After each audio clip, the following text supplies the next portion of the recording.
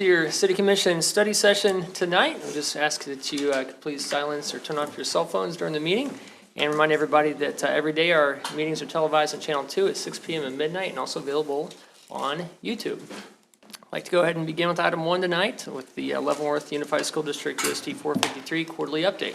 We have Dr. Kellen Adams, the superintendent, here to give a report. Dr. Adams.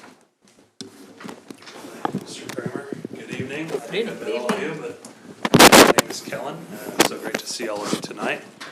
I've just got a couple of updates for you, and then I thought I could stand for any questions if you have any. So clearly the weather is much better than it was back in January. I believe that was the second week, but I just wanted to extend my extreme appreciation to all of your crews and everybody that was involved with making sure that we were ready to come back to school. I realize that is no small undertaking with the number of streets that we have in this town, and it would not have been possible for us to return to school as quickly as we could. So my sincere appreciation to everybody that was involved with that endeavor. Second is just a quick reminder, if you haven't seen, we are going to start a monthly coffee series, and actually the first one is tomorrow morning, so very timely. So our staff has dubbed that Coffee with Kellen. Those will be hosted to start out with at the board office, and then we may move to other locations in town that are willing and able to host. So the first one is tomorrow morning at 7 a.m. Very informal, but a chance to have dialogue with myself as well as other members of our Board of Education and certainly central office staff. The third really is just an update on where we are with probably our biggest challenge, which will kind of dovetail to my fourth topic tonight. So we are in round numbers about 600 staff total, approximately 300 certified. And when I say certified, that's everything from a teacher to a principal to a school psychologist.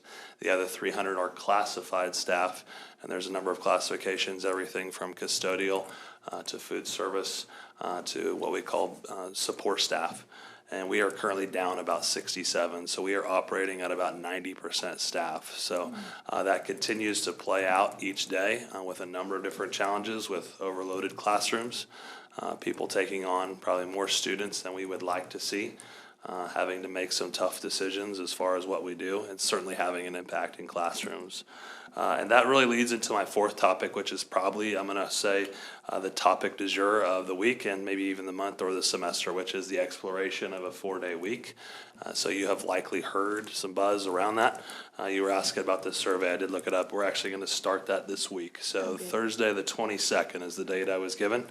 A very important survey will be sent out to all of our district patrons and certainly our parents, as we want to know the level of impact that that would have for families as we continue to, I guess, really explore whether or not this is feasible and realistic for our system. So just a couple of highlights, first of which is it would be 4 days of school, but there would still be an opportunity for students to be with us that 5th day. We realize that this is an economic development issue, and we do not want to get in the way of creating that barrier for employees or certainly employers. But we also realize that some families may have the ability to keep their student home, and so we want to create options for families. So if there is the need for that, students would still have a place to come that is warm, that is safe, where meals are fed, etc., each and every Monday. But really what this is it's a recruitment and I would argue a retention component for us because what we are seeing and hearing is more and more of our workforce is interested in the value of time. And so how do we give back that time? And that comes in the way of allowing that additional day that is not with students necessarily, but rather is for teacher readiness, preparation, grading, and so forth. So I realize that's probably the topic you've been hearing the most about, so would certainly like to stand for any questions and or anything that I can answer for you tonight. Question. Good. On that 5th day, would the teacher still be required to be present for school? So some of those they would, yep. We have dubbed those as teacher readiness days. Right now they're going to have one per month that would be entirely off. And believe it or not, that's actually what we average, Jermaine, is about one. Well, yesterday was a really good example of it, in fact. On average, we've got about one per month right now, in which a day is off. We would move all those to Mondays, which work really well with the federal holiday schedule that we try to honor. The other 2 or 3 would be dubbed as teacher readiness days, but they would not have direct student contact. So our classified staff would take on the responsibility for the student contact piece. Okay. Good question. Yep. Yep, thank you. So on the 4-day education part, Yep. that those 4 days, would those be longer days then? Yep, To good encompass question. More Yep. education? So in the state of Kansas, we are bound by a certain number of hours that we have to get in. Right now, our calendar goes pretty much the middle of August through the end of May. By shortening those days, we would have to add minutes to our day, and I believe it is a grand total of 20 is what we've calculated that to be. Okay. Good question. Can I give you some feedback on the Absolutely. coffee? Yes. So your coffee's at 7 a.m. 7 a.m., I'm running around the house trying to feed breakfast. I'm trying to get the kids dressed. I would love to get your coffee, but with school starting at 7:45 and not having, my spouse there to help, I can't make it. Okay. And I feel like a lot of other parents are probably in the same situation. Mornings are crazy. Sure. How about like a snacks with Kellen or happy hour with Kellen for the parents that just can't get it together in the mornings or don't have help, or Absolutely. just doesn't have that family that can get out the door quite on time. Yep. Or maybe mix it up because mornings are just really hard. Absolutely. I think for most parents. So time of day may be Time a of day, barrier for maybe- some of our folks. Yeah, I just, with drop off and school starting at the middle school at 7:45. Right. I would get there right where you guys were finished. Okay. So it just wouldn't work, but Absolutely. maybe mix it up a little bit. Okay. I will certainly circulate that with our team and see what other options are available. Awesome, thank you. Thank you for that feedback. Is the 4-day week with the extended hours on those days, is that gonna fit within the current contract and the future contract? You're talking, I assume, the teacher's contract, correct? Yep. So part of that would require them to modify on the NEA side that piece. And so right now, those conversations are underway. Good question. Thank you. Yeah, I think Easton, a long time ago, added hours, they still had 5 days, but they had to add more time because of all of the school closings, because once a road goes out there, they don't have school, so. Yeah. They added that, and that changed the way the teachers, what they did with their contract too, so. But What's- it worked really well, I mean, it worked fine, because then because we do use a lot more days out in Easton than they do here in town. What's the feedback from the teachers and the, Sure, good question. So we did survey our staff, I think it was now 2 weeks ago. I would say by and large, a majority of our staff that weighed in were certainly in favor of it. that's good. We do have some educators that expressed that they did not care for that. So it was not wholesale and complete, but I would say that a majority of our educators did express that they would like to see this shift. Okay, thank you. And this is including Lawson as well? Yes, correct. Yep. And just a note on Lawson, in case you did not get that memo, we now have the entire district under one calendar. That change was made, I believe, 2 months ago. And so I know for years that we've had 2 separate calendars. We are now on one district calendar for all attendance centers. That's good. Did you ever get data on that? I mean, because that if it worked, I mean, it makes sense to have the shorter time so that as they go into kindergarten, they're ready. They don't forget over the summer. Did you ever get data on? Sure, I would say some mixed data. Mixed, okay. Yep. Part of that was Lawson's new instructional center went live, I think 3 years ago, or now 4, right? At the same time of the pandemic. Oh, sure. Right. yeah. And then the other thing is we don't have state assessments at the kindergarten level or pre-K level. We have what's called kindergarten readiness and some other things. So I would say yes to your question, but not really succinct, or I would argue reliable data. Sure. Awesome. All right, and then my final piece is just a quick announcement for our postseason. Believe it or not, it is already the end of the winter sports season. So just want to say good luck to our girls and boys wrestlers. They head to Park City this weekend. And believe it or not, the final games of basketball season are this week. So before too long, you'll see baseball bats, softball bats swinging, and all of our spring sports starting to hit the outside. Wow. Did you bring the winning fever with you? I sure did, absolutely, yes. Yep. So, You don't have lacrosse. What's that? You don't have lacrosse. We currently do not have lacrosse at Leavenworth High School, nope. I've never played it, no. They might have pickleball teams soon, though. Yeah, that's true. Nice for you to play. Thank you very much for coming. Thank you all for your Thank you. time, Thank you, appreciate Dr. you all. Adams. Have a good night. Take care. All right, next up here, we got the rental property coordination update. Mayor and Commissioner, I'd like to introduce Lawrence Chip Levine, who's our rental property coordinator. Good Mayor evening. Martin, it's a pleasure. Commissioners, great to see everybody. Get the slides up here. Sarah was graciously enough to show me how to put it into full screen mode here. So this is our fourth study session. Our last one was back January 17th in 2023. The position was created in 2020, but the ordinance actually goes back to 2009. One of the distinctions between our program and other programs in the area is we are a registration program. We are not a licensing program. So there's a little bit lighter touch with that. We'll talk about it later in the briefing. A lot of other jurisdictions have a more rigorous licensing program. I think ours hits exactly what we need to do, gets us the essential information that we need to know who is doing business in town. Our authority to have this position comes from the state legislature, authorizes municipalities to maintain a minimum standard. And the commission back in 2020 adopted the International Property Maintenance Code to be the standard that we use here in Leavenworth. There is also a statute prohibits periodic inspections, so when somebody calls me for assistance, and I like to think it's for assistance, it's not always for a complaint, I do have them fill out a form and they give me permission to come onto their property when it's necessary to do the inspection to see whether or not the minimum standards that we've established are being met. We also have the Landlord and Tenant Act in the state of Kansas that establishes standards for both landlords and tenants. So just a quick review, the program was established back in 2009. My position has been around for 4 years from 2020. And again, we provide assistance to our residents where it relates to rental property. I like to tell everybody, we're not here to provide legal advice. The city does not provide legal assistance. It's specifically within the code. We do let folks know too, the law in Kansas, you can't withhold rent. In Missouri, if you're having a problem with your property, you can withhold rent. Kansas, and I make sure every one of our tenants knows in writing, you can get evicted if you don't pay the rent. So, we're trying to help inform and educate folks about rental property as well.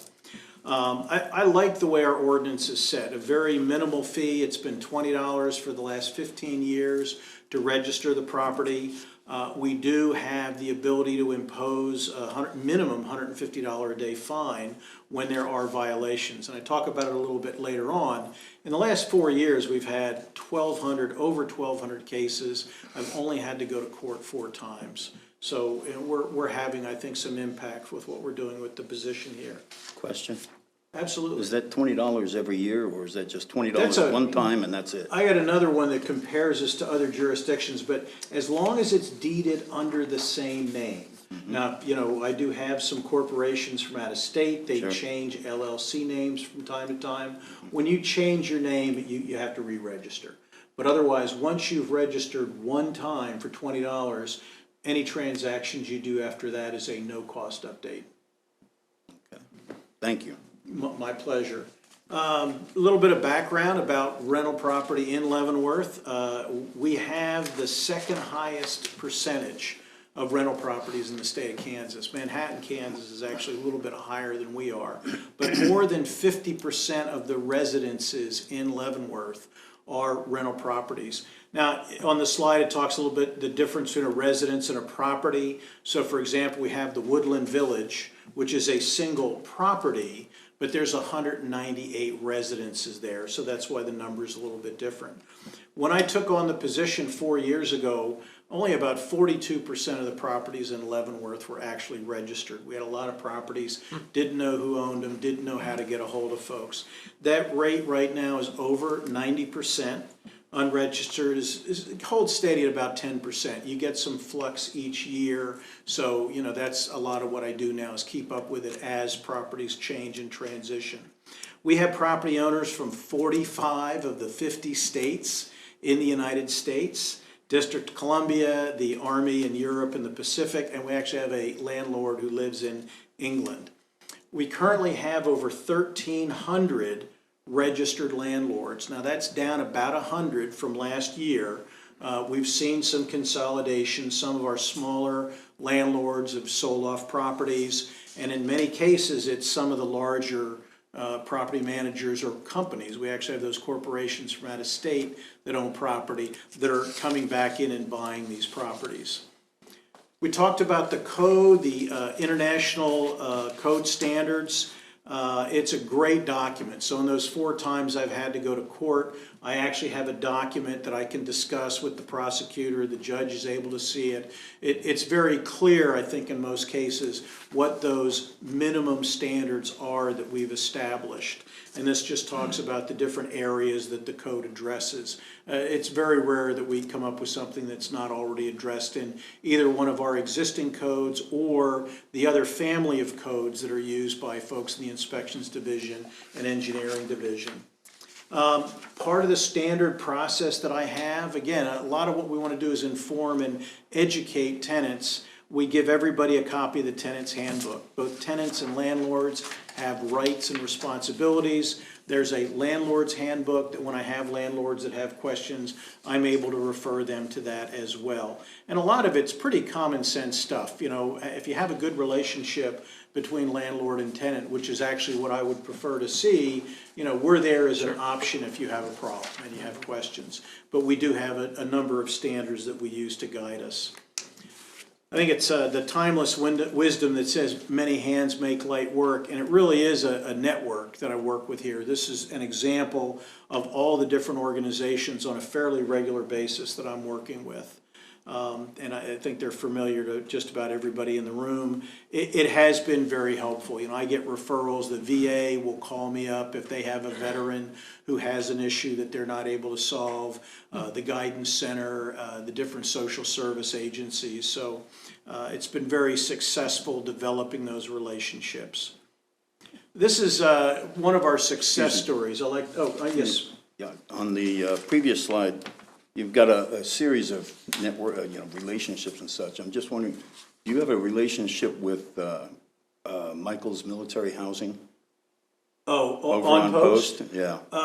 No, they are not a registered tenant right now. The VA properties are a registered tenant. They originally registered with the city back in 2009.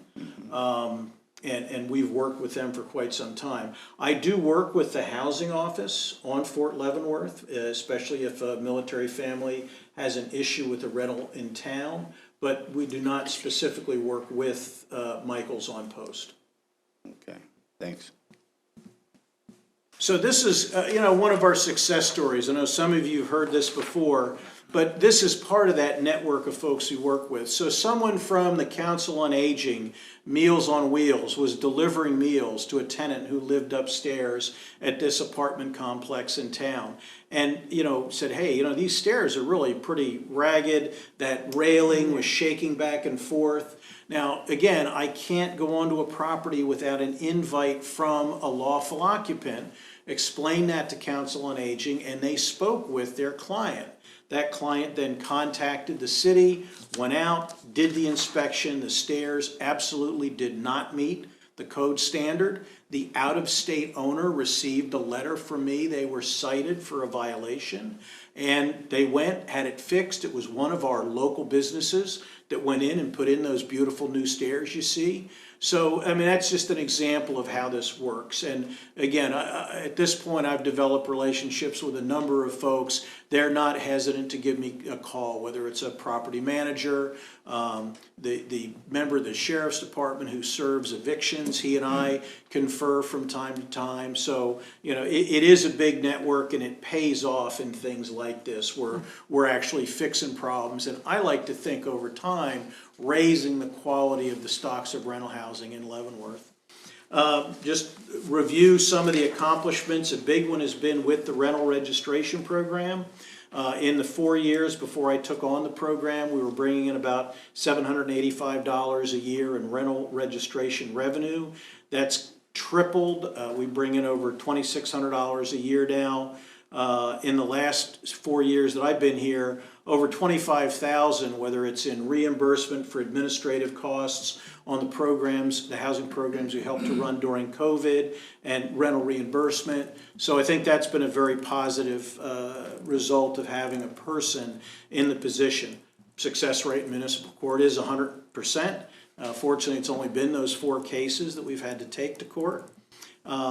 We reach out and we have conversations, like I said, whether it's through the Leavenworth Times. I've gone out to done community outreach at the meals that the churches run to make sure folks are aware of the program and what we do. I'm almost a victim of my own success. I get phone calls on a regular basis from across the county, from across the state. I've actually had phone calls from other states. I had somebody from Kentucky call me up and ask if I could help them. And if it's a question I can answer, obviously I try to help whoever I can help, but my jurisdiction is specifically limited to the city limits of Leavenworth. Now, one of the big things we want to highlight, it's kind of a sign of the times right now, a big advantage of the program has been preventing fraud. Terry Lois Mashburn in the Deeds office has actually referred people to me to verify, hey, is this rental really owned by the person who's representing themselves on, Facebook or some social media post? And in several cases we found there are fraudsters out there who will look for a property that's for rent and then represent themselves as the landlord. Now, fortunately not in Leavenworth, but we had a case in Lansing where somebody actually Venmo'd money, received a key to the rental, and then several days later were visited by the Lansing Police Department because they hadn't actually rented it from a person who was the real landlord. So in cases like that, I'm able to tell somebody, no, that is not the legitimate landlord, but if you're interested, I can tell you who you need to call in order to be able to rent that property. So this is one we talked, you asked me the question about, our $20 fee for registration. yeah. This is how we compare to other jurisdictions in our area. And of note, all jurisdictions but Leavenworth have licensing programs. So I think we're the ones, we have a lighter touch. We just want to know who's doing business in our town. And if there's an issue with your property, we want to be able to get a hold of somebody. Now, I have to say this has been very successful for our residents because in many other places, when you contact the property manager, the responsiveness is not always the same as when you call an owner. I had a case, one of our apartment complexes during COVID, family, 3 young children, the refrigerator went out, and it had been out for over a week at the time the tenant called me. Obviously, I went out, inspected, I checked temperatures, I have standards I can follow that says, yes, this is not to code. A letter went out, an email, and a phone call to the owner. Within 24 hours, that family had a new refrigerator. So I think that's one of the things we bring with this program is that kind of responsiveness for our tenants and for our residences. That's cool. Other accomplishments, you can see the caseload. When I took on the position, it had been contracted out. They were handling maybe 5 to 6 cases a month. My workload now is about 5 to 6 cases a week, so we've quadrupled the support that we're able to find to residents. When I first started, Paul asked me for a metrics, is how do you know you're being successful? So one of the things I do, and Julie Hurley gets a report each week, we list our cases and how they're resolved. Our resolution rate right now is over 70%. So somebody's contacted me and they've gotten a successful result for whatever the issue was that they were concerned about. Now, in about 20% of those cases, I close the case. There's really not that kind of success rate, but in many cases what that is somebody's contacted my office and then they just never followed up. I mean, there is some paperwork you got to fill out, but actually what I hear, I've had some tenants tell me, I called you up, Mr. Levine, and then I told my landlord that I called you up, and before I'm even able to get down to inspect the property, the problem has been fixed. And amongst those we have relationships with, at this point now, I know almost all of our property managers in town. Great businesses, all want to do a good job. Some people are more satisfied than others with their landlord, but I think that's common to anywhere in the country right now. But we really are making a difference. And then even just within city staff, whenever I go to a property, I'm always checking the smoke detectors. Andy Brooks in the fire department gets a report for me if there's anything related to fire safety that's found in an inspection that I do, and we work together on things like that. Working with the inspections division, Hal Burdett's folks upstairs. If I run into something where I'm not the technical expert on, I have a question about a furnace or something technical, one of Hal's folks comes out, and in many cases, I've talked to the commission about this before, we'll find a case where a property owner has circumvented the permit system and done work on their own. And unfortunately, in many cases, they haven't done it correctly. A big one would be carbon monoxide risk when you do your own HVAC work. And in many cases, when I issue a citation, if there is work like that that needs to be done, we will specify that the repairs must be done by a contractor who is licensed by Hal Burdett's folks upstairs. So that way we know if you're hiring a plumber, this is somebody who's actually got certificates and training as a plumber or as a mechanical contractor or as an electrician. These are just an example. Now this is, a week or two old, so the numbers are already, I think it's up to 1220 now. But this just gives you an idea. I've tracked this over time since I started. During COVID in our first couple of years, maintenance accounted for about 40% of my cases because about 20% of them were those rental assistance programs that we supported during COVID. But we're now at the point about 60% of what I do is that maintenance cases. Evictions fluctuate, and we are able to, we don't provide legal advice, but I'm able to connect a tenant with Kansas Legal Services or a local attorney if they have a legal issue that they have questions about. Infestation kind of goes back and forth a little bit. Unfortunately, like in many places, bed bugs have been a problem in town. And whenever I get a call about that, we're very rigorous to make sure that that gets corrected. And you can see the other issues that have come up. There's a little bit of seasonal fluctuation, but this is just an example. This is actually from the report that Julie Hurley gets every week. Evictions is a part of what I have to deal with, so I have been tracking for the last several years for the commission what our evictions rates look like. They did drop during COVID. They're basically back up to pre-COVID levels, which is roughly 20 evictions a month within the city of Leavenworth. June, July, and August are our highest months for evictions. November, December, January are our lowest months for evictions. Also of interest, maybe we track what the average rent is in an eviction proceeding when that's included in the court record. So you can see that as rents have gone up, the amount of rent that somebody who's being evicted is paid up. The average judgment rate gives you an idea how long a landlord's going to wait before they evict somebody. So, you can see right now a landlord may be waiting up to 3 months. Landlords do work with their tenants. They prefer not to evict people, but that just gives you an idea how some of that's fluctuated over time. Some updates. The rental market in Leavenworth is shifting. I've got another slide that'll show this, but there are fewer and fewer low-cost rentals in town.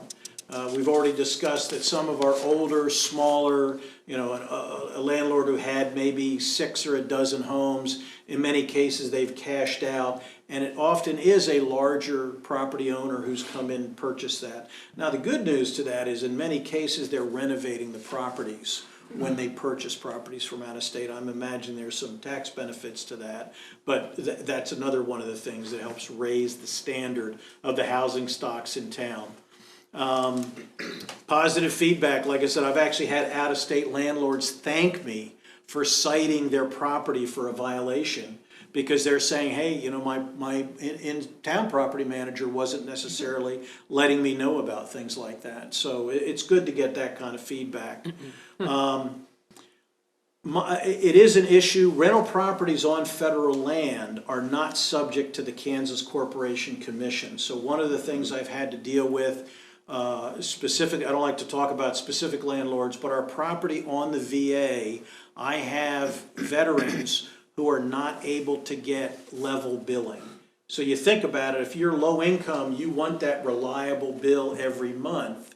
And this is a problem that they don't get that. They do have fairly significant spikes in the wintertime. I'm actually working on some information for Paul, been in discussion with the Kansas Corporation Commission to find out if there's something we can do. And I don't think it's something we can do locally. It may be an issue for the state legislature.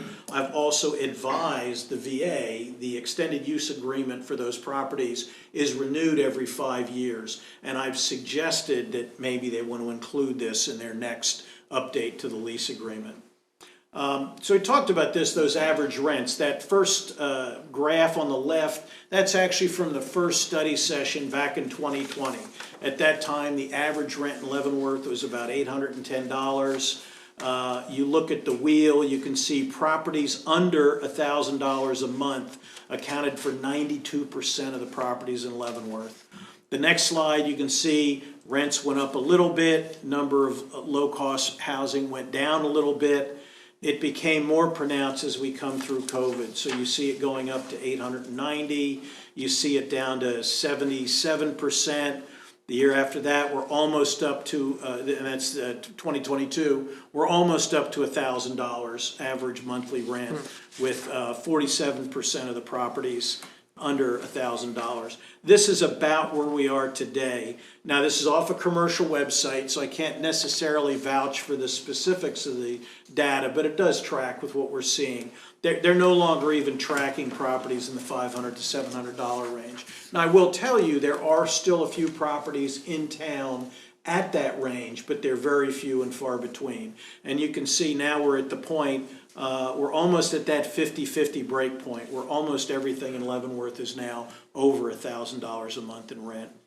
This just gives you an idea how we track against national averages and against rents in the region. And you know, I think the good news story here is you see that rents in Leavenworth are below both the national average and the regional averages. So the way ahead, and this has been somewhat consistent over the last few years as we've met and talked, we continue to enforce the code to provide safe sanitary housing for tenants. And again, we're providing a minimum standard. You know, somebody calls me up and they're upset that, you know, something hasn't been repainted. It's like, that's something you need to talk to your landlord about. That's not something the city can help you with. I think we've really demonstrated and seen, and I develop relationships with not only many of our property managers, but in some cases, many of our owners during COVID. They are a vital local business. They provide us tax revenue, and they are providing that inventory of housing stock that we need. So part of what I do, I was charted when I took the position, and I actually went back and looked at the discussion from the commission when the ordinance was created. I am not to be an advocate for any particular party in the process. I am an honest broker. So whether I get a call from a landlord, whether I get a call from a tenant, whether I get a call from the neighbor of a rental property who's just frustrated about something on the property, we provide assistance to everybody across the spectrum in town. I continue to maintain the rental registration database. And again, you've seen that success rate's gone up. It's at the point now where, you know, when the code folks have a question, they're trying to get a hold of an owner, they don't necessarily want to take someone to court, but the letter that they send to the tenant is not always passed on to the landlord. In many cases, I'm able to help our code folks get in contact with an actual owner or the property manager to resolve whatever the issue was that code was going to address. Continuing the teamwork and continuing the relationships. What are your questions? I just have a comment. Excuse me, Mayor. No, you're good, all right ahead. Those stairs there, I remember, I've used the stairs before, and when I was working for a home care agency, and there was actually a person who was handicapped lived up those stairs. And I would not allow, or I asked my boss to not allow the staff to frequent that property just because of those stairs, because they were so bad. But we didn't know who the owners, like you said, we didn't know, this was before you came on, and we didn't know who the owner was. It was out of state, that's all we knew, and we couldn't get anything done, so we just had to tell him, no, we couldn't help this person, which was really sad. Well, and the nice thing is now that we have this position, you know, somebody may have moved into an apartment 20 years ago and didn't have the handicap or mobility issues that they have now. So one of the benefits of those relationships that we've established, I've been able to get landlords to offer a more accessible apartment to a long-term tenant, to move them out of places like that, so somebody's not gonna get hurt. Good point, that's a good point. I just want to say you're doing an excellent job. Excellent. And from someone who comes from a property management family, you've built relationships with all the property managers. I don't know how many times I've referred your number out, so keep doing great work because it's made a difference, so thank you. Thank you. Yeah, I definitely want to say, great presentation. I know you've been doing it for a few years, and I don't think we could have, found a better person to be able to do it. Hear, hear. So just for the public that's watching, so if there's a complaint, they contact you, where do they pick up the paperwork, and how long does it take before you respond to them? Absolutely. So one, we have online on the city's webpage, you can go and submit online requests. I get them a couple times a week, had one just today. I try to respond in under 24 hours. In the case of the one today, I'd responded to it within 10 minutes of him posting it to the online website. I should have put it on the slide, but for anybody who's listening or needs, my phone number, 913-364-5840. Give me a call. I have a standard intake packet that I send out. Typically, I do it by email. But we do have residents in town. They're not comfortable with email. They don't have email. I'll mail it out to them. In some extreme cases, obviously I triage and prioritize. When I get that call in February and it's 12 degrees below zero and somebody's heat's gone out, in some cases I've actually delivered paperwork to somebody's house in order to be able to expedite that. Again, we have, the state law does say I can't just go and inspect. And since, though it's rare, a potential outcome of a case that I open is going to court, I want to make sure that all my ducks are in a row, so to speak. So I do ask, whether it's a tenant, whether it's a landlord or a neighbor, document for me what the issue is and how you're asking me to help, and they sign it and date it, and I have that as a part of the file. They can get a hold of me by email. Several of the commissioners, as you know, you have referred folks to me.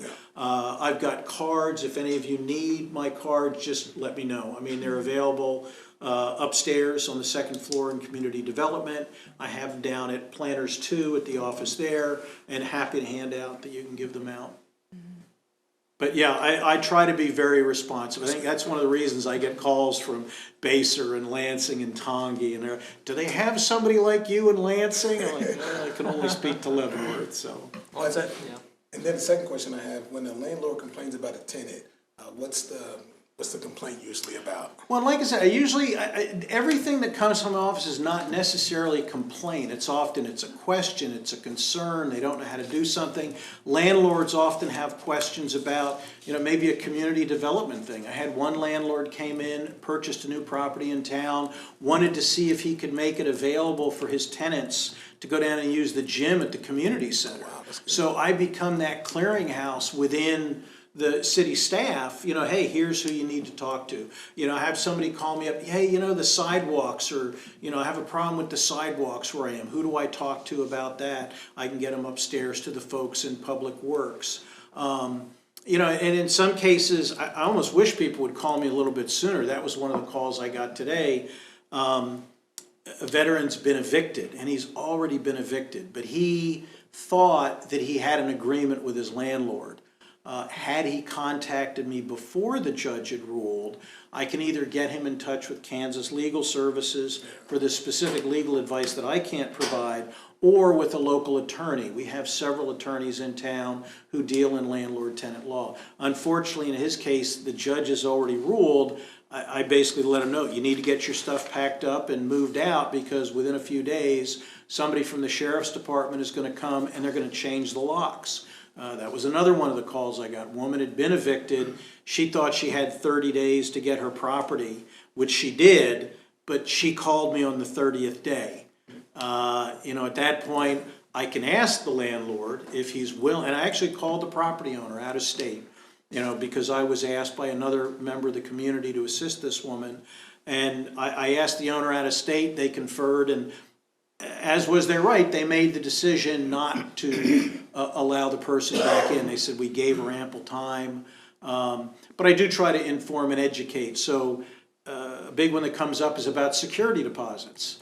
A landlord is supposed to give a security deposit back. The tenant can request in writing an itemized list of what's being deducted from the security deposit.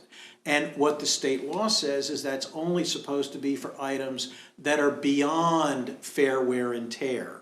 Now, when it's not beyond fair wear and tear, again, I can't give legal advice, but I do let them know you can file a claim in small claims court. You can challenge, if you're saying, hey, like with a rental car, when I moved in, there were holes in the wall, and now the landlord is charging me for the holes that are in the wall. Part of the education process as well is when you move in, do that 5-day inventory, and I've offered to go down. The city's inspection service is free. Other municipalities, they'll charge a tenant or a landlord for the inspections that they do. And I've told folks, if you just moved in and you want somebody to look at your apartment and see if things are up to code, well, obviously it's based on the workload that I have, and I do prioritize. You may fall lower in the list if there's something more urgent going on, but I'm happy to go into somebody's rental and let them know what does or does not meet the code standard. I appreciate you. Yeah, thank you for all the details. Yeah. It's great. I can't imagine when you're showing the tie-in you have to everybody in the network. I can't imagine the disarray that would be there if you weren't taking care of that. And again, calls from other communities across the county and state asking that they have somebody like me. So it's really a credit to the commission that we not only have the ordinance, but we have the resourcing for the ordinance. So Right on. I thank you. Don't let them steal you. Any other questions? I think we're good. No, Thank you so much. Chip. Appreciate it. Good job. Right. Next item we have tonight is the skate park expansion discussion. Hey, Steve Grant and Brian Bailey from the Parks and Recreation Department. Good evening. Good evening, thanks, Paul. Good evening, Mayor, Commissioners. Good to be here with you tonight. The topic for discussion this evening is to talk about the potential, review potential expansion of the existing Cody James Clark Skate Park located out at the sports field complex at 20th and Ottawa. A little bit of background, the existing skate park was installed in 2009. That's a photo of it there shortly right after. It was nice and clean then. Yeah, it was nice and clean. You see the perimeter fence wasn't even in quite yet. The perimeter fence is no longer there. It didn't last very long, just from kids jumping and such. So that's since been removed. The original pad is 70 feet wide by 100 feet long. Of course, the equipment is a surface mount modular type of equipment. You don't see a lot of that anymore. It's more the concrete bowls. And in fact, I reached out to the company that we got this from. They were called Spawn Ranch. They're out of California. And just as we started talking about the potential of expanding here, I thought I'd reach out to the original manufacturer. Did not hear back from them at all. So I went onto their website, and they're big, and they've got, but you won't find any surface mount modular equipment like this anymore. It's all bowls and pump tracks and concrete, kind of like what you see at a lot of the skate parks out there now.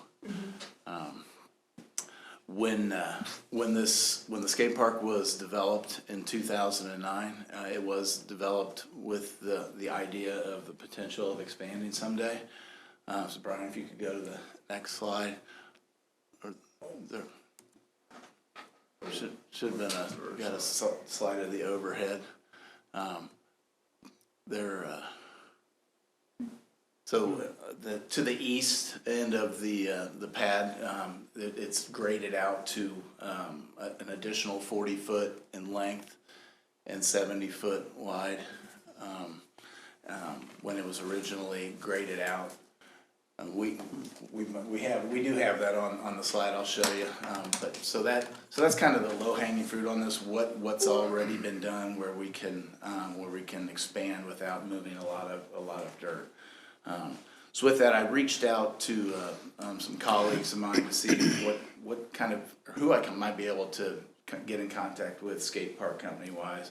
And they led me towards a company called New Line Skate Parks. They recently did the new skate park down in Lenexa, down there off of 87. Oh, yeah, that's what was going through my head when you were talking about this. Yeah. They got quite the. Yeah, park so down they there. did that one, and I contacted them, and they said they would be more than willing to give me some ideas of what it might take to expand into this area. The gentleman's name was Everett Tetz. Again, they were very, very helpful. They had done, even though they're based out of Canada, they have offices in California as well as in Florida. So they work nationwide and obviously internationally. So in discussions with them, I showed them, I sent them renderings of our layout and our possible expansion area and size. They gave me the same answer as far as very few do the modular surface mount anymore. But they saw great potential in the area that's directly adjacent to the existing concrete pad. Like I said, it's about 40 foot long, and the pad is 70 foot wide. So with that, they saw it as a perfect place to just add a bowl that, like you see, and I know there was a picture of some bowls there. You see that very. Okay, so there's the slide of the expansion area. Thank you. That area is 40 by 70. It's already been graded out. It was graded out to that level when the skate park was originally installed back in 2009. So that would be the area that we would propose specific or possibly expanding into something like a bowl or something like that. That would, and these are just a couple of examples. You see these about every skate park you go to nowadays. The equipment that is there, it is 15 years old. It's still serviceable. It's showing its age, but it's still serviceable. It's still safe. We inspect it regularly. It is showing wear, but as far as an expansion right now, it would just really be adding to what is there. Maybe adding a bowl or something on that eastern section. So as I mentioned, I reached out to the New Line Skate Park and to kind of get an idea of what the possibilities were, and having worked in this area and in Lenexa specifically, they're kind of able to give me a pretty good project estimate of what they thought construction wise and design wise.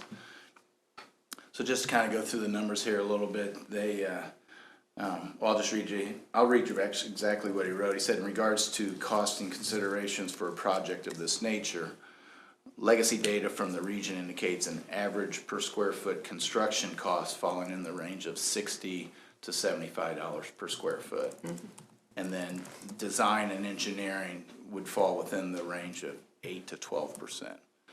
So what I figured for your discussion tonight, I went to the high end on both of those, the $75 per square foot, and then 12% design, just to err to caution to the high side. The design coming to $25,200, and the that amount for construction for $210,000 for a total project cost of $235,200. Now, this is obviously very, very rough. This is just for your discussion purposes tonight. There is no money earmarked for expansion of this in the 2024 CIP, which means it could either be put into the future CIP, or if the commission so desired, we'd have to find a different project in this year's CIP. For reference, the one that's in the Parks and Recreation for this year is the South Side Park Playground and Parking Lot area, which we have $252,000 allotted for this year. With that, that's really all I know about it. The area, it's, they're both exciting projects. This, I know we had some kids here last year addressed the commission when we were talking about renaming it and stuff. So with that, I'll open it up for discussion. Thank you. Yeah, thanks Amongst for you all. Sure. the initial. I'm glad New Line was on it and too bad the other took a back seat, but Yeah, I was surprised I didn't even hear back from him, but who knows? any questions, anybody? Well, and you got to see the one in Lenexus, you got to see what their quality is and all of that. I think our discussion before was what to do with Southside. And do, you know, we want to think about putting this ahead of Southside or not. And I think we talked about maybe doing that, didn't we? I don't remember now. What was gonna bring it back to a discussion, and I think, Yeah. yeah, that's what we're today, yeah. Thinking about that. Yeah. Yeah. Do you have any idea how much Southside Park is used? What's the population down there? You know, are there a bunch of kids? I know most of what's at Southside Park, I've been there. It's pretty old. Pretty bad, yeah. Yeah. It is. It has some, the topography challenges with that park with the slope and everything. I do not have any data on how often it's used. We have a ball field there that we utilize for practice for our youth baseball and softball programs. But yeah, there isn't a unitary playground system there. It's individual standing. Yeah. Is what is there. Recently, we did the big playground at Stubby Park, which isn't too far away. Maybe a bicycle ride away from there, but I don't know for sure how often those are used. How old is the equipment at Southside? I know that there is a slide there that was installed since I've been here because another one got hit by a tree that fell right on it. Okay. Before that, I'm not. It's well over 20 years Yeah. old. The rest of it was there when I started here in 2002. Okay. So it's all still very serviceable and usable, but yes, it's old. And so, like I said, I know it's a lot of great things that's been happening around the skate park expansion with the change of the name, Havens Park as well, the trails being added. Like I said, I'm definitely in favor of it. You know, it's a lot of attention, a lot of great things that's happening around that area, and I think this would be a great addition to it as well, too. Yeah, I'm thinking the same thing, and maybe put off the other park until next year, if possible, or following year, however this falls in our. Yeah, we just discussed that at the CIP time to see when there was some space in the budget for that, for Southside, if the commission elected to do that. I think it sounds very interesting, and I would be for it. I know, I live over by there, so I know the kids are there all the time. They use it all the time, and that's, to me, important. Where are the kids going, you know? And it's the only one in town. You know, we've got lots of other parks with equipment and stuff and ball fields, but this is the only one in town, so I'd be, Yeah, just moving stuff around. I'm not necessarily opposed to that. I do like everything that's been going on over there at the park and the expansion of trails and everything like that too. So that's real cool. Just out of curiosity for Stubby Park again, without the buildings, but just the play area alone, do you remember what that ran? I think over 200. We're right at about 375,000. Is that right? Okay. Right. Okay. And that included, sidewalk and stuff like that. Sure, sure. That's around the playground itself. Good makeover. Yeah. Okay. And I think that's the most used park now. It's Stubby packed. Park, It's yeah. packed with Now it'd everybody. probably be 450 or 500. So Yeah, you're right. And recall, it has two different units. One designed for the older kids, 5 to 12. Yeah. And a Yes. whole nother composite unit designed for the smaller kids also, which we only have that at a couple of parks. And they're both good sized units there as well. So our goal in that one was to make it a destination type of playground park, like Cody has been for years. And it's taken a lot of pressure off of Cody and spread it out. Sure, So sure. that's helped out. a lot of I've heard activity that going on. Yeah. Yeah. Shelter looks good too. No, and I think, also just, Ned, I don't know if you got any comments or not, but this would also kind of show, hey, the squeaky wheel kind of gets the grease, people speak up, and like, hey, what about this? And it's like, what? especially when our kids speak up. What's that? Yeah. For sure. So, yeah. Would this bowl have a drain in the bottom? It doesn't need that, does it? Yeah, Yeah, would. yeah. I don't wanna put lifeguards out there, so No, we'll leave. the one looked like it had a little hole in was- the middle of it, so, yeah. That was a little Just private so- joke. Yes, for sure. I can see him skateboarding. So what do you guys think? Okay with the Yeah, consensus I'm- on? I know Move nothing about, forward. I know nothing about skating, or that looks like a swimming pool to me, so, but. That's if- why you need the drain. Yeah, I mean, if the youth like it and it's obviously giving them, they're attending, they're going, I think it's great. Yeah, it gives the kids a place to go, a thing to, something to do. Right. You know, that isn't, out there doing things that they shouldn't be doing. So, If I would paint it pretty colors, but I guess that's Yeah. not. Yeah, we've had a request for that. Oh, too. you have, oh, okay. Yeah, and it gets its share of painting, as I'm sure you all see. Yeah. That's clean up That's there. way, yeah, Yeah. that's why we need to have the Square kids, footage. need the kids help design it, then they're less likely to paint over it. Yeah. That's great though. Great investment for our youth. Yeah. I I'm good say moving move too. forward. You guys are, yeah. Yeah, Yeah, appreciate look it. at it during budget time. I think we have our marching orders. Thank you. Thank you. Thank very much. you. Appreciate it.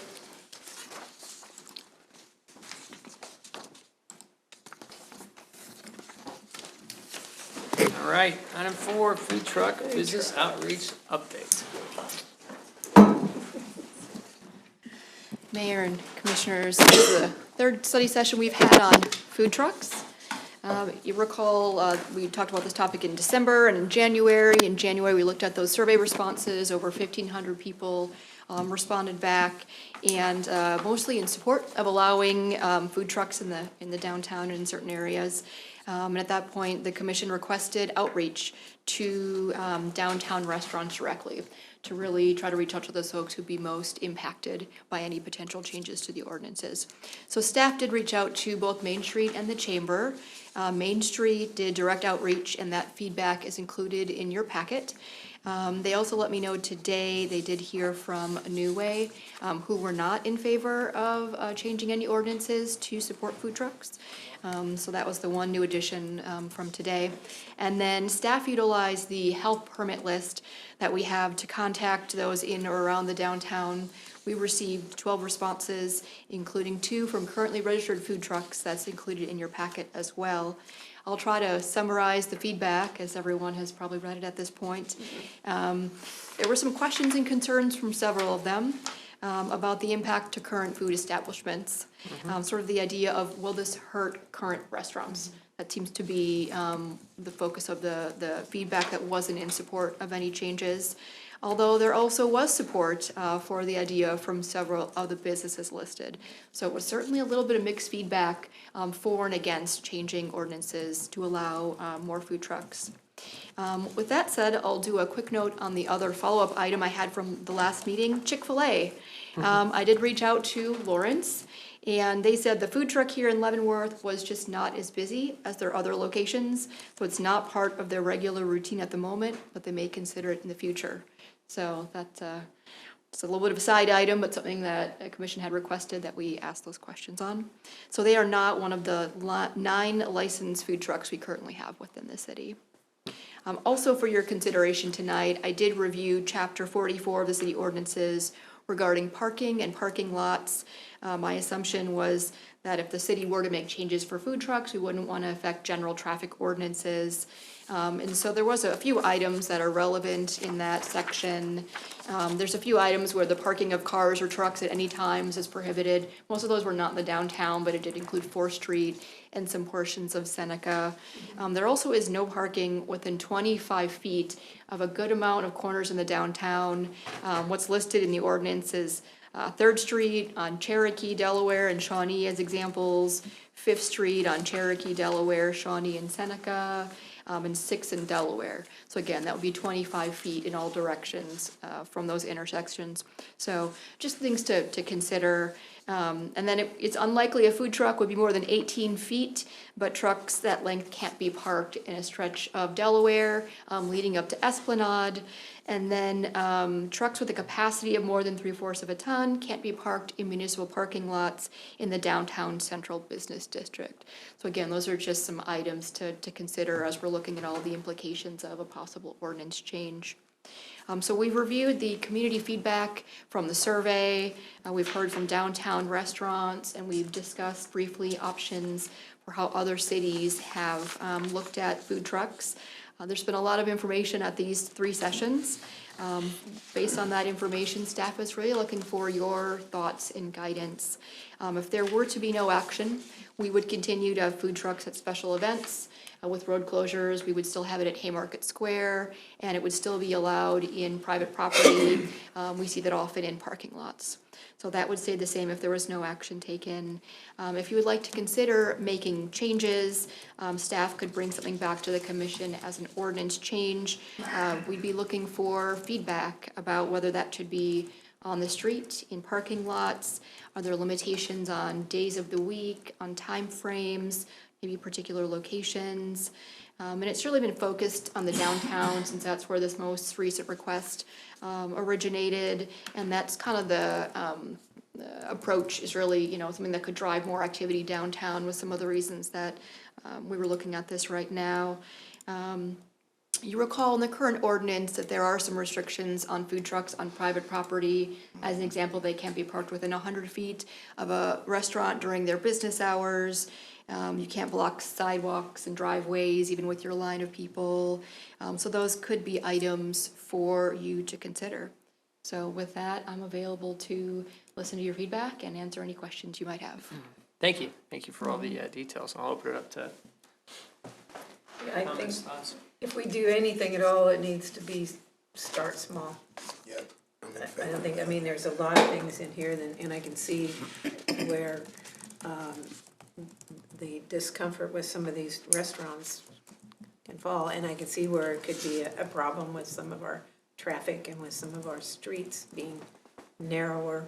And we have such a large downtown, so I think there's certain areas that might work better for this and areas, but I would think starting very small to begin with as a pilot, if you want to do anything, and start with events or start with Haymarket or start with someplace where they're not going to interfere with all of that, and then see how they go and see how they affect. But if that was any change at all, I would want to start small.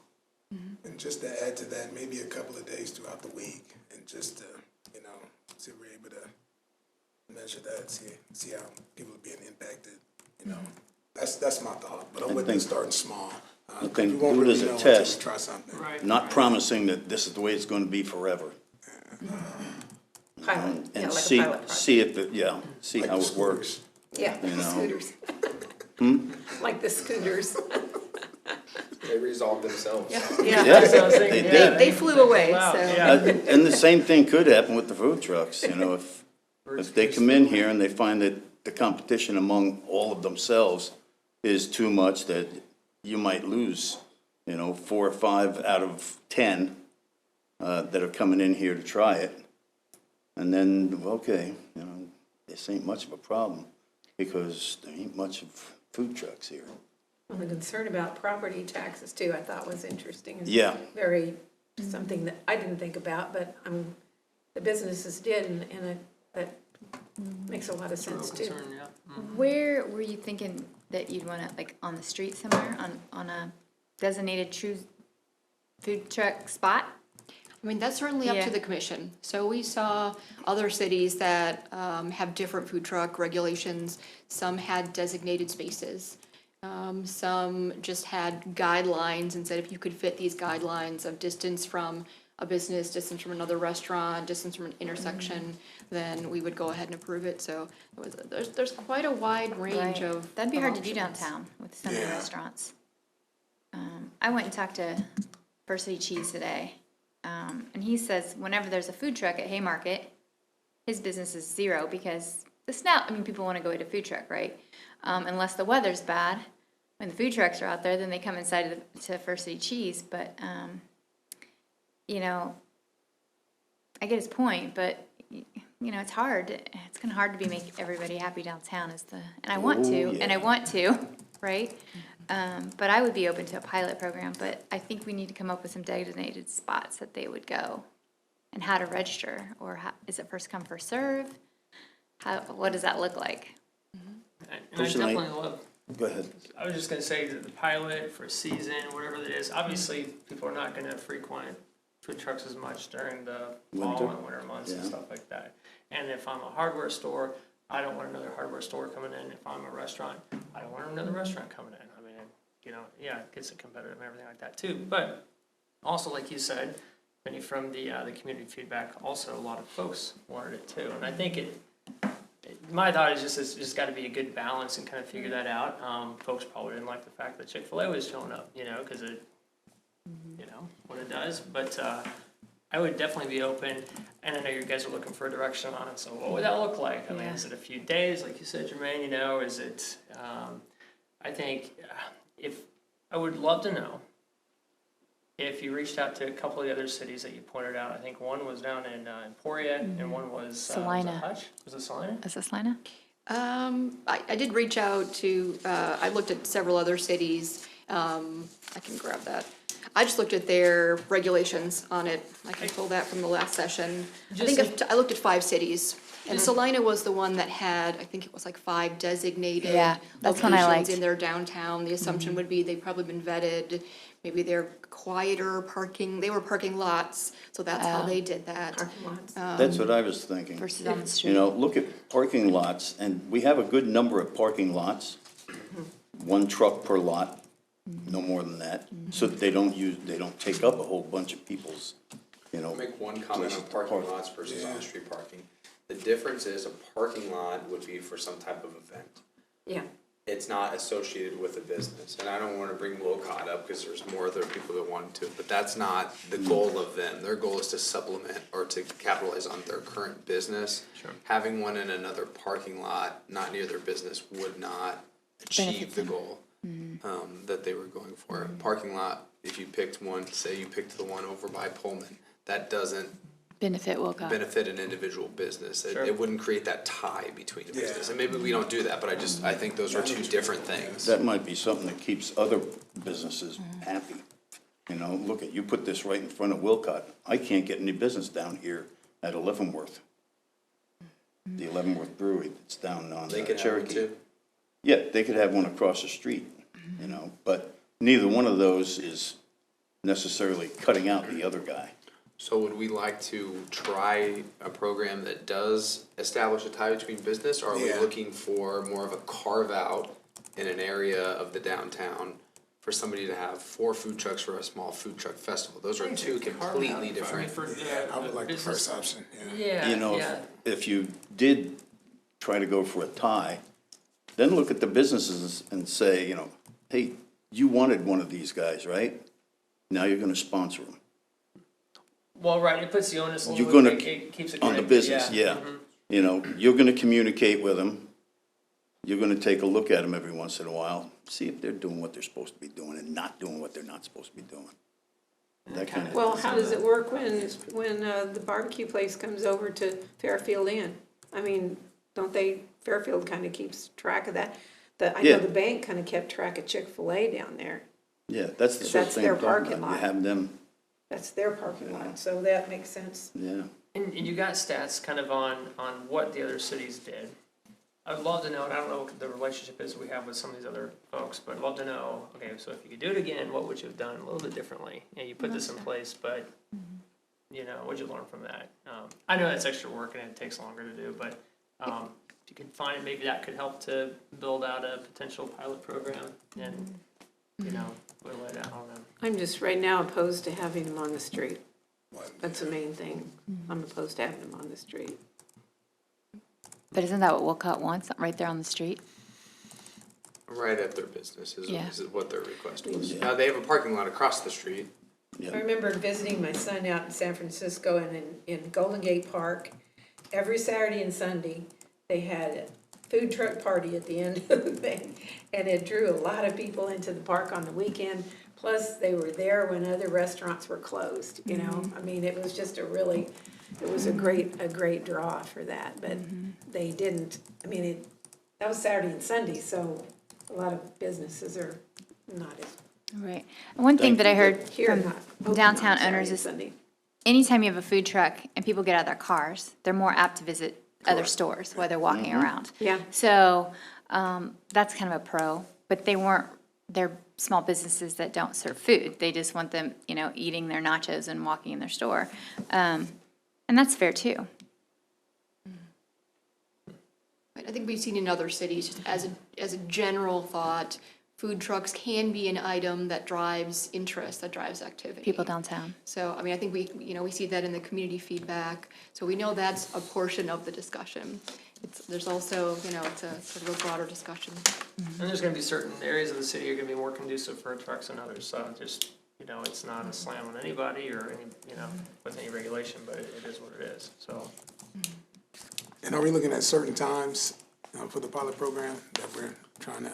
Times of day that I the think truck's the there. consensus of starting small will guide, and we will Okay. put together a sample with that small in mind. Yeah. And see if you wanted to expand it, but I Okay. don't think so. I I did think, see- I think I do wanna make sure that I get clarity on the parking lot versus on-street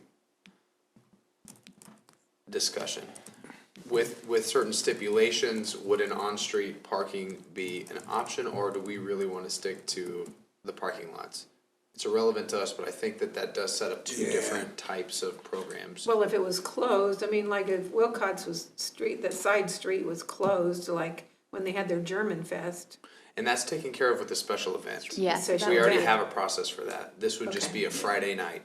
Oh. Do we want to entertain any part of the pilot program that allows I'm outside of a fine with special it. event and I'm on open street? to it. Yeah. I support it. No, I'll go along with whatever. When other It's a things are pilot, so we closed, could try it and see Yeah. what happens. Yeah. when other things are closed, I wouldn't mind that.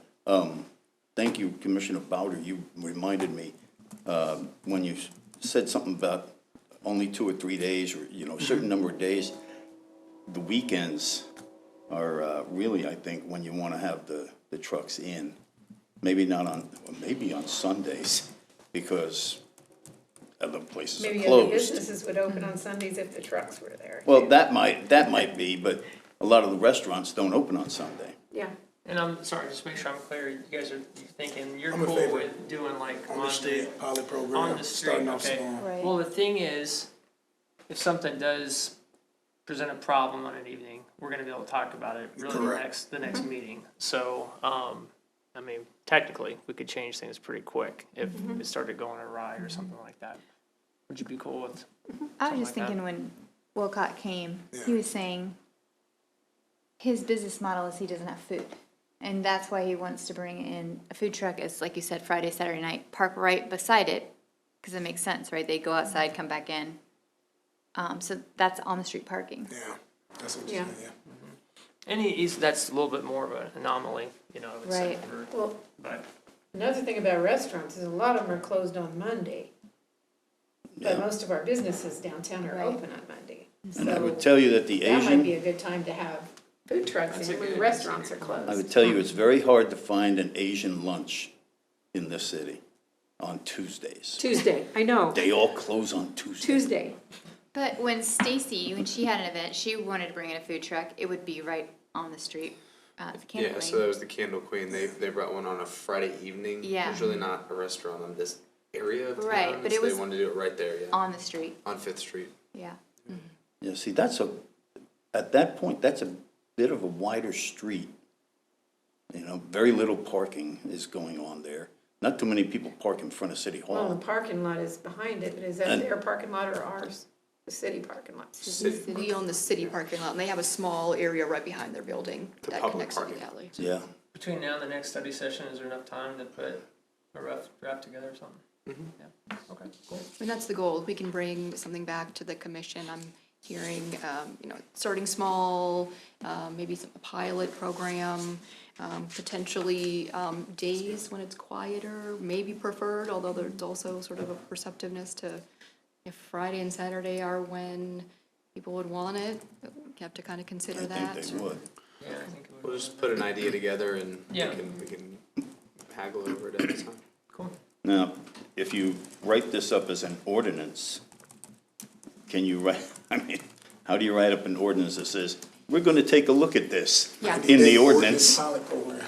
I won't go too far down the road, but the No, answer is, we wouldn't go that far yet. there is a section of the ordinance that's in there right now that prohibits, obviously, all of this from city streets and parking lots, although it does allow the city manager to allow food trucks. So the reason kind of we're going through this whole process is because there was no guidance whatsoever attached to that. So, you know, whenever there's something that seems that subjective without that guidance, that's when we're gonna bring it to the commission for exactly this feedback to make sure that we are getting the policy direction from you, and then we're carrying out the details. So I'd say there is a method in the ordinance that exists to create something. Okay, Right, thank you. thank you guys, appreciate it. Appreciate the Thank you. input from the restaurants, and some of them Yeah. had some really, really good questions, and we need to address those as well. Thank you. That Thank you, concludes Penny. our meeting tonight. Want to go around the horn and see, you got any comments, Mr. Kramer? Nothing tonight, thank you. I do have something, 1 second, yeah. I found this out just, like, the day before yesterday. There will be, no, it's not gonna, there will be a public forum put on by the Leavenworth Lansing Chamber of Commerce that will bring in a bunch of our representation over in Topeka. And it'll give them each an opportunity to say, here's what's going on over there. That'll include Senator Pittman, Representative Johnson, Timothy Johnson, Representative Dave Beeler, Representative Patrick Proctor, and Representative Lance Neely here. That's going to be this coming Monday, the next Monday, right, the 26th, at 5:30 p.m. till 7 p.m. at the library. Right? It's sponsored by the Leavenworth Lansing Chamber of Commerce, and gives an opportunity for everybody to go in there.